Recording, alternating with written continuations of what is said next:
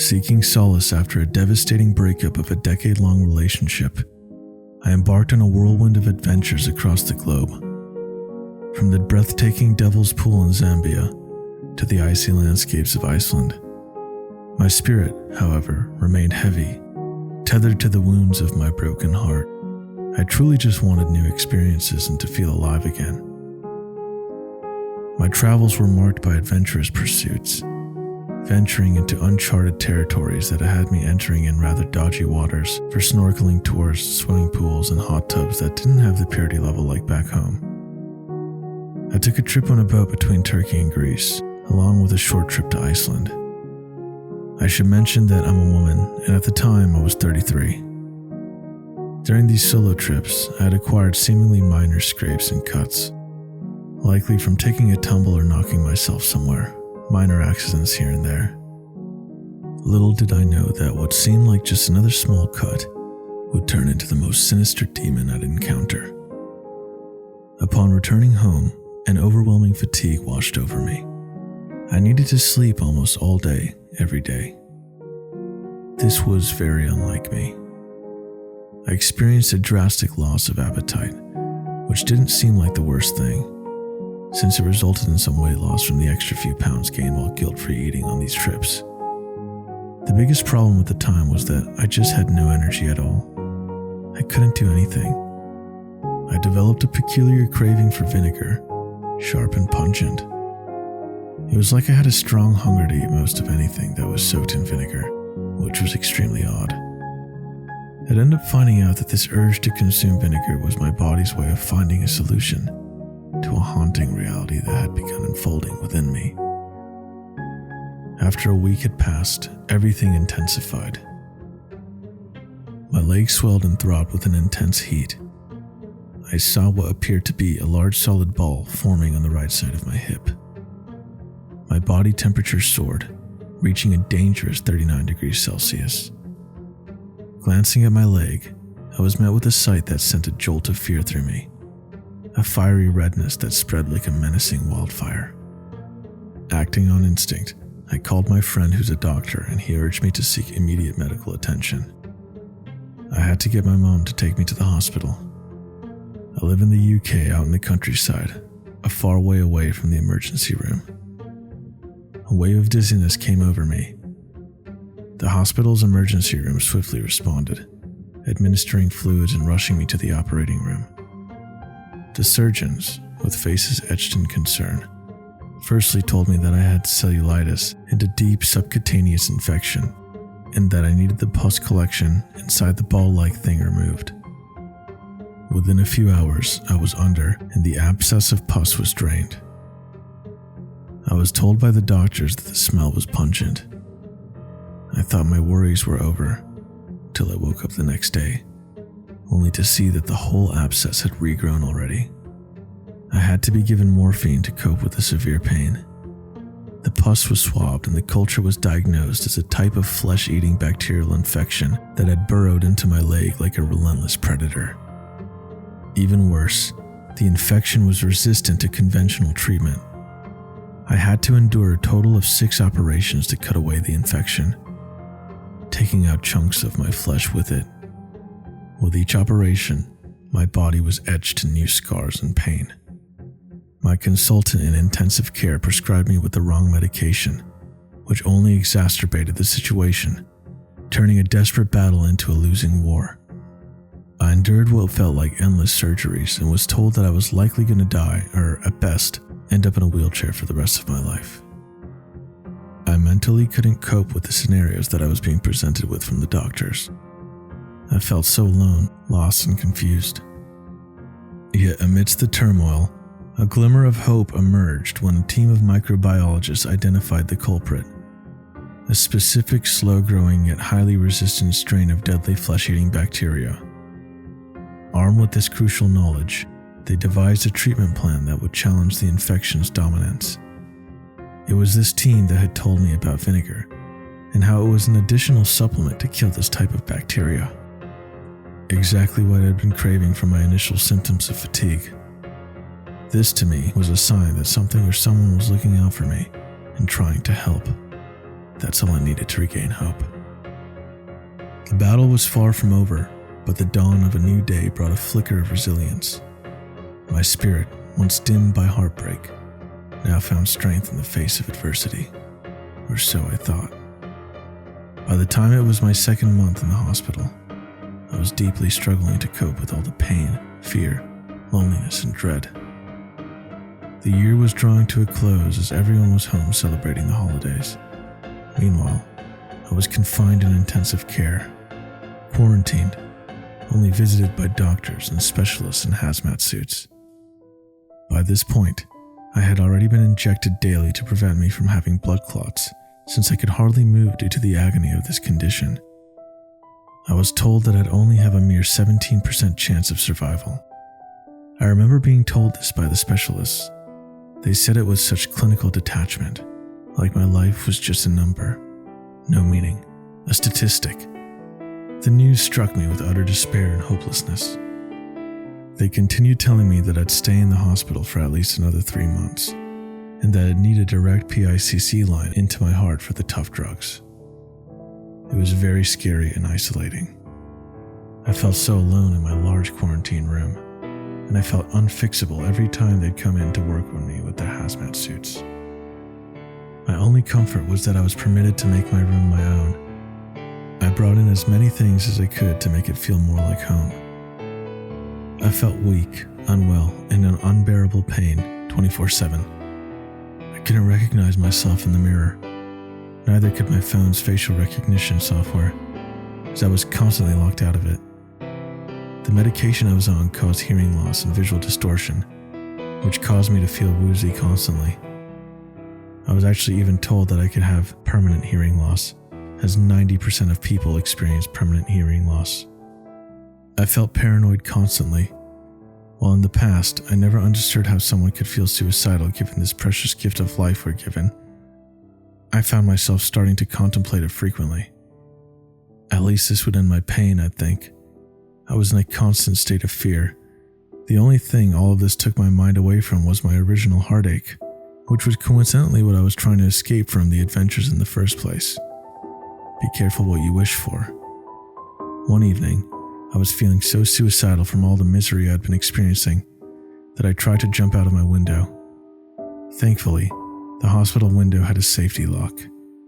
I just couldn't cope with everything that was said to me. I was unable to accept the scenarios the specialist had presented me with. I had been feeling so utterly sick from all the medication that the doctor even told me the cure is often more painful than the sickness. Wow, was she right? As the medication made me feel like I had a constant sick bug, nothing helped. I was on the strongest anti-sickness medications to prevent me from throwing up every day, and they still didn't work. I took 4 different tablets daily, along with 1 through the IV. I was putting on weight, even though I couldn't stomach food. Even brushing my teeth was so difficult due to the taste and smell of the mint. I ended up having to have emergency dental treatment on a tooth at the back of my mouth, and I wasn't allowed pain relief. I cried so much from the pain and couldn't even walk properly after the procedure. I was then presented with the prospect of another operation, with a mere 25% chance of success. This all seemed like a cruel joke, a desperate attempt to prolong a life that was already on borrowed time. The thought of facing another surgical ordeal, with the specter of failing looming large, filled me with a paralyzing fear. Yet, amidst the crushing weight of my circumstances, a flicker of defiance ignited within me. I refused to succumb to the grip of despair, to surrender to the grim prognosis that had been handed down. Instead, I chose to face my fate, even if it horrified me. I was in my room in the dark, sad and lonely, as I was under quarantine due to the bacteria. I was looking out of the window, trying to quell the thoughts of suicide, what seemed like a daily chore, when a friend called me.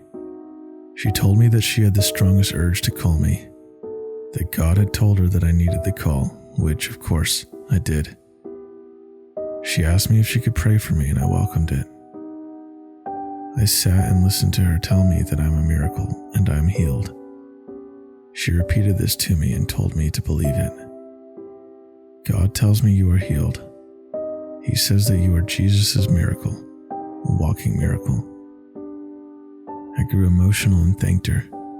Thinking about it now, it makes me tear up as in that moment. I did need that call, and I needed that boost in energy. I felt stronger and it lifted me more than I realized at the time. She called me again the next day, repeating how I'm a miracle of God. She said, even though God told me it's okay that I don't believe in him right now, I just need to know that in Jesus' name, I am healed. The following day, I had to have another surgery to cut away at more of the decaying skin on my leg. As I entered the operating room, a silent prayer echoed in my thoughts, a plea for divine intervention to guide me through the treacherous path ahead. The anesthesia, like a gentle embrace, eased me into a state of semi-consciousness. When I awoke, a sense of relief washed over me. The realization that I had survived the surgery, albeit with the body still ravaged by the infection. I was thankful.